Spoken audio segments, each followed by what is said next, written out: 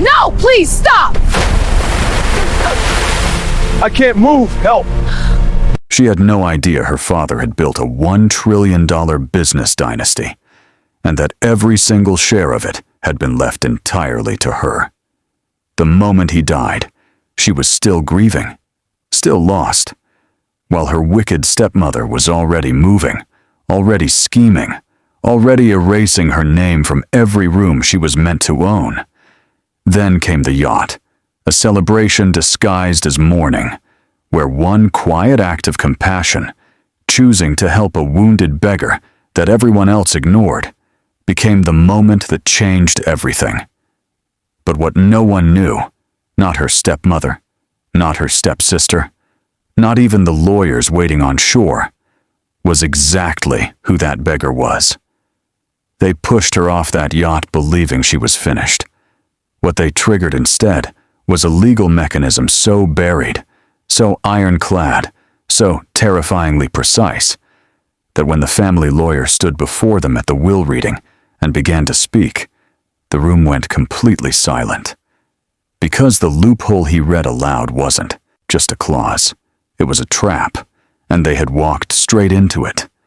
Who exactly was the wounded beggar she risked everything to help?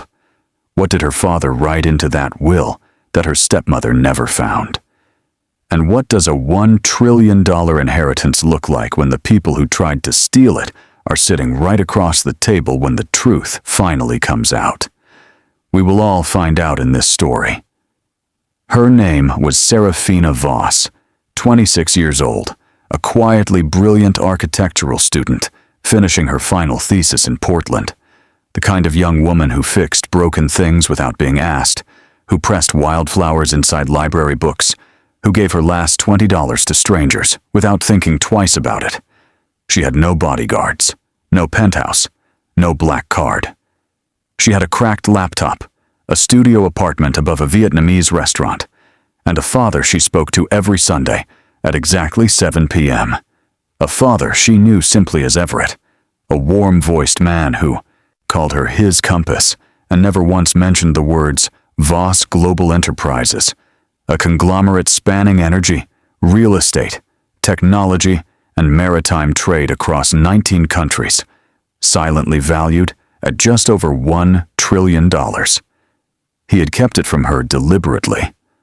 Saraphina would only understand why much later. Everett Voss had died on a Tuesday, a sudden cardiac event, the doctors said, and the world that Seraphina thought she understood collapsed inside a single phone call. She remembered gripping the kitchen counter, the rice boiling over on the stove, the phone pressed so hard against her ear that it left a red mark for hours afterward. She remembered thinking, I just spoke to him 4 days ago. He laughed. He sounded fine.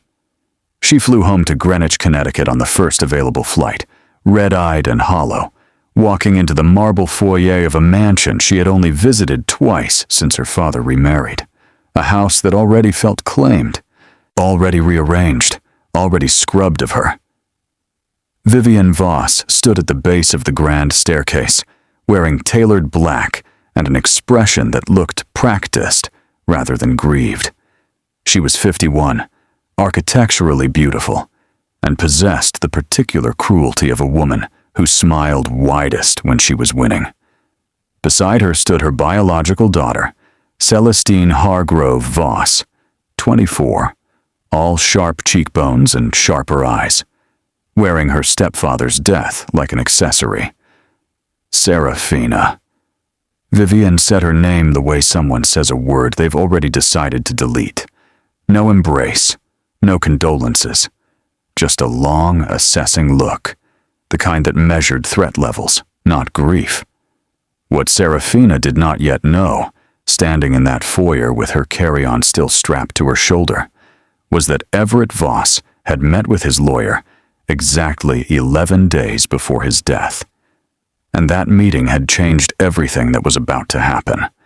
The question was, did Vivienne know? What was inside that will? Or had Everett made absolutely sure she never would? 3 days after burying her father, Seraphina Voss found herself standing on the deck of a $40 million super yacht. Not to mourn, not to heal, to perform. Vivienne had called it a private family gathering to honor Everett's memory on the water he loved, and she had delivered that line with such seamless conviction that even the household staff had nodded solemnly, dabbing their eyes.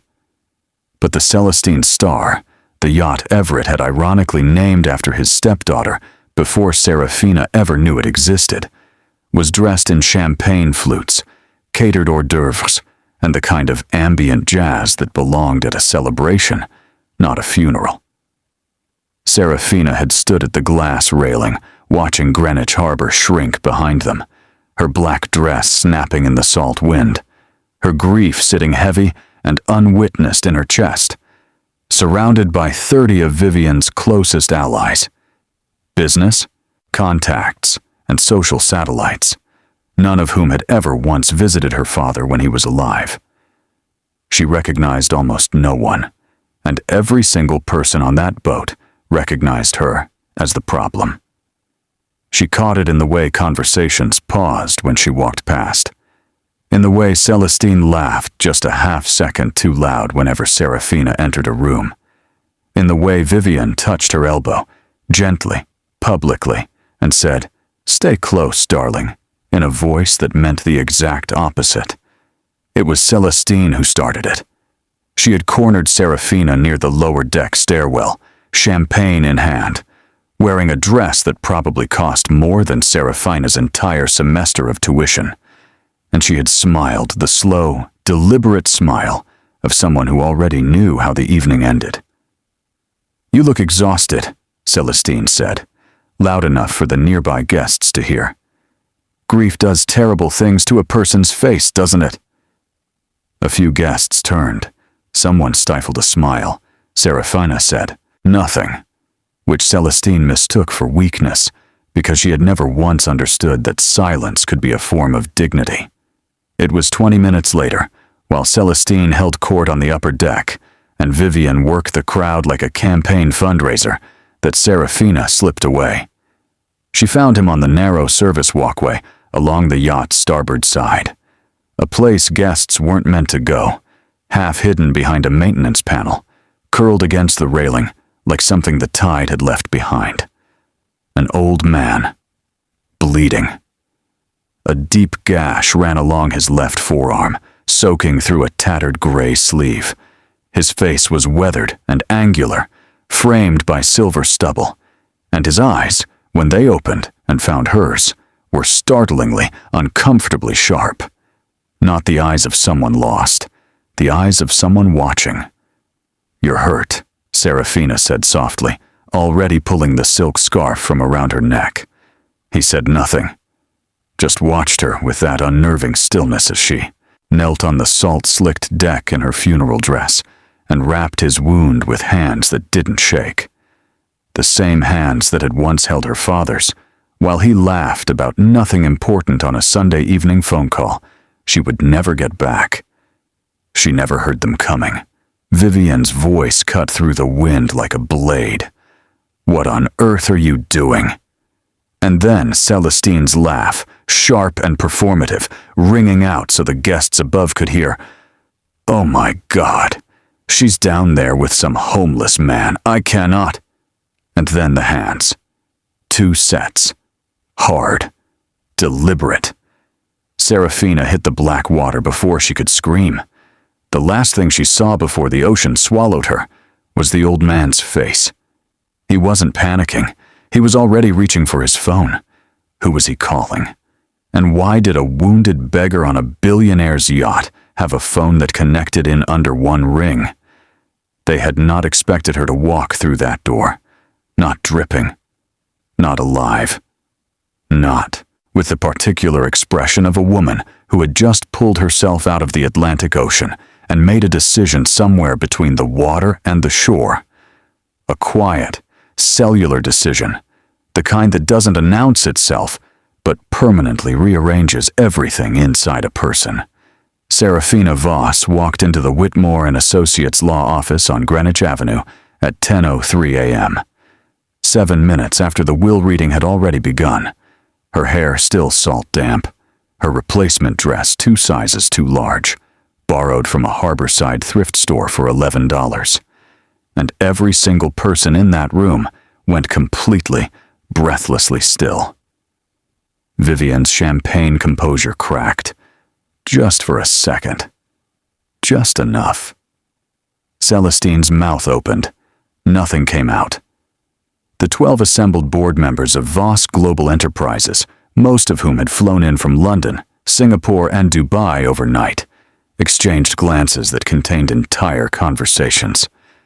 And at the head of the long mahogany table, the man who had been reading aloud from a leather-bound document slowly lowered his glasses and looked directly at Seraphina with eyes she recognized immediately, shockingly, with a jolt that nearly buckled her knees. The angular face, the silver stubble, the sharp, watching eyes. The wounded beggar from the yacht was sitting at the head of her father's will, reading, dressed in a charcoal 3-piece suit, wearing the quiet authority of a man who had never once been lost a day in his life. His name, as the brass nameplate confirmed, was Cornelius Ashford Wren, senior partner, Whitmore and Associates, 31 years of service to Everett Voss, personally and exclusively.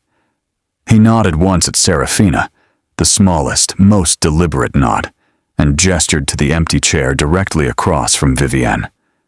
"We were just getting to the relevant section," he said calmly. "Please sit." Vivienne found her voice first. "This is completely inappropriate. She wasn't. There was an accident on the water yesterday. She's clearly not in the right state of..." "Mrs. Voss," Cornelius said, and the temperature in the room dropped 3 degrees with the softness of it. "I would strongly encourage you to let me finish reading."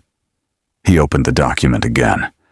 What followed was 11 minutes of standard inheritance language, property allocations, charitable endowments, staff severance funds, during which Vivienne visibly relaxed, recrossing her ankles, smoothing her lapel, reclaiming her composure, like a woman watching a game she was certain she had already won. She had reviewed this will. She had seen to it personally, through a junior associate who no longer worked at this firm, that its contents reflected her interests. She had been thorough. What Vivienne did not know, what she could not have known, was that Everett Voss had filed a codicil. A secondary amendment to the original will, executed in private, witnessed by Cornelius, ran alone 11 days before his death and stored not in the firm's digital system, where it could be found, influenced, or quietly buried, but in a physical sealed envelope, lodged inside the personal safe of Cornelius Ashford Wren himself, the envelope that was now open on the table in front of him. "Section 9, Cornelius said, his voice unhurried, almost gentle. "Behavioral forfeiture clause." The board members stiffened. Vivienne's perfectly manicured hand stopped moving. "In the event that any named beneficiary is found to have committed or directly caused any act of deliberate harm, physical endangerment, or malicious dispossession against the primary heir, Seraphina Elaine Voss, all inherited assets, titles, properties, and holdings allocated to said beneficiary shall be immediately and irrevocably transferred, in full, to the primary heir." The room didn't gasp. It just stopped, like a clock that had been running perfectly and simply ceased. Celestine looked at her mother. Vivienne looked at Cornelius. Cornelius looked at Seraphina. And Seraphina, for the first time since the phone call with the boiling rice and the red mark on her ear, felt something shift inside her chest that wasn't grief. It was the first, fragile, terrifying weight of everything her father had quietly built around her. A fortress she had never seen, constructed in silence, activated by one push off a yacht.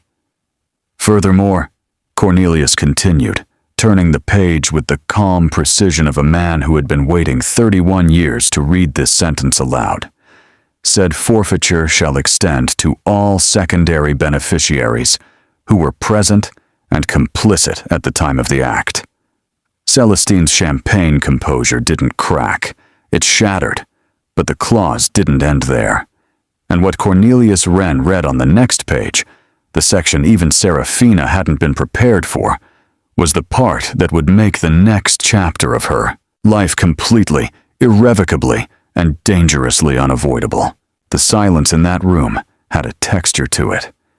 It was the kind of silence that pressed against eardrums, that made grown men in $1,000 suits shift uncomfortably in their chairs, that made the junior associate near the door suddenly find tremendous interest in the pattern of the carpet beneath his feet. Cornelius Ashford Wren turned the page. He did not rush. He had waited 31 years for this moment, had sat across from Everett Voss in this very building, in this very room, on a rain-soaked November evening 3 decades ago when Everett was still a young man, with calloused hands and a vision too large for anyone else to see. And he had made a promise then that he intended to keep with every syllable he was about to speak. Section 10, he said, the custodial trust clause. Vivienne's lawyer, a thin, perspiring man named Bradford Holt, who had been flown in from Manhattan specifically for this morning, leaned forward and whispered something urgent into her ear. Vivienne did not move, did not blink. She had gone somewhere deep and interior, behind her eyes, the place where women like her go when the carefully constructed architecture of a decade-long plan begins to crack at its load-bearing walls. In recognition of Seraphina Voss's demonstrated character, Cornelius read, his voice carrying the quiet gravity of a cathedral. And in anticipation of circumstances that may seek to disinherit, endanger, or diminish her standing, Everett Voss hereby establishes an irrevocable custodial trust, transferring 100% controlling interest of Voss Global Enterprises to Seraphina Voss, effective immediately upon the reading of this codicil. He paused. Effective immediately. The board members, 12 of the most composed, unshakable financial minds across 3 continents, erupted. Not loudly, not dramatically, but in the clipped, urgent, overlapping way that powerful men erupt when the ground beneath. A $1 trillion empire suddenly shifts without warning, and they realize they are standing directly on the fault line. Bradford Holt was on his feet. This codicil has not been verified through proper channels. It hasn't been entered into the digital registry. There are protocols. The codicil, Cornelius said, sliding a second document across the table with the unhurried precision of a chess player making his final move, was notarized, witnessed, and registered with the Connecticut Probate Court 11 days ago. The digital registry omission was intentional and legally protected under Section 45B of the Connecticut Estate and Probate Act, which permits private physical filing in cases where the testator has documented reasonable suspicion of document tampering. Bradford Holt sat back down. Vivienne's face did something then that Seraphina would never forget for the rest of her life. It didn't crumble, it didn't rage, it didn't produce tears or theatrics or any of the performances Seraphina had braced herself for. It simply emptied. 10 years. 10 years of carefully positioned proximity, of a marriage cultivated not from love, but from calculation, entered into 14 months after Everett's first wife. Seraphina's mother, Lorelei Voss, had died of an illness that, according to the medical file now sitting in a separate sealed envelope inside Cornelius Wren's briefcase, had never been fully and independently investigated. 10 years of rearranging staff, redirecting correspondence, quietly isolating Everett from his daughter, under the soft, suffocating language of giving the new family space to bond. 10 years of Celestine, performing affection for a stepfather she visited only when the quarterly reports looked promising. 10 years of positioning, patience, and surgical cruelty, all of it, every last calculated move, collapsed into nothing by an old man's handwriting inside a sealed envelope. But here is what made the room go coldest, what made the board members exchange a different kind of glance, not financial, not strategic, something closer to horror. Cornelius Wren reached into his briefcase one final time. He placed a small, recorded audio device on the table. "The evening of the yacht gathering," he said quietly. "I was not there by accident." He pressed play. Vivienne's voice filled the room, crisp and clinical, and utterly devoid of the grief she had performed so masterfully for 30 guests and a jazz quartet. "Make sure she goes over. Make it look like she slipped. And Celestine, don't hesitate this time the way you did at the house." The room didn't just stop. It fractured. 2 board members pushed back their chairs simultaneously. Bradford Holt closed his briefcase with the quiet efficiency of a man removing himself from a sinking vessel. Celestine made a sound, small, wounded, disbelieving, and looked at her mother with an expression that, for the first time, contained something genuine. Vivienne said nothing.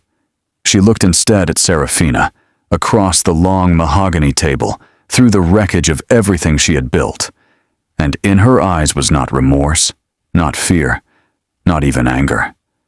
Just the cold, recalibrating focus of a woman already calculating her next move. And that, more than the recording, more than the codicil, more than the $1 trillion transfer of power, was what told Seraphina with absolute certainty that this wasn't over. Her father had built her a fortress, but Vivienne Voss had just decided to burn it down. Seraphina straightened in her chair, borrowed dress, salt-dried hair, $11 thrift store shoes, looked directly back across that table, and did not look away. Cornelius Wren closed the document. "Congratulations, Ms. Voss," he said softly. "You are now the sole owner of Voss Global Enterprises." Outside the window, Greenwich Avenue moved in its ordinary morning rhythm. Taxis, umbrellas, coffee cups, people walking without any idea that inside this building, a $1 trillion crown had just changed hands. And somewhere beneath all of it, beneath the victory, beneath the grief, beneath the weight of a name she was only now learning how to carry, Seraphina felt the faintest, most dangerous pull of a question her father had never answered.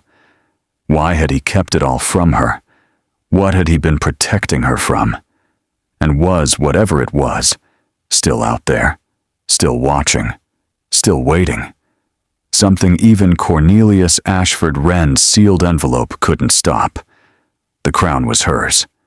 But the war, the real war, hadn't started yet. Watch out for part 2. Let us know in the comments section if you want part 2 now.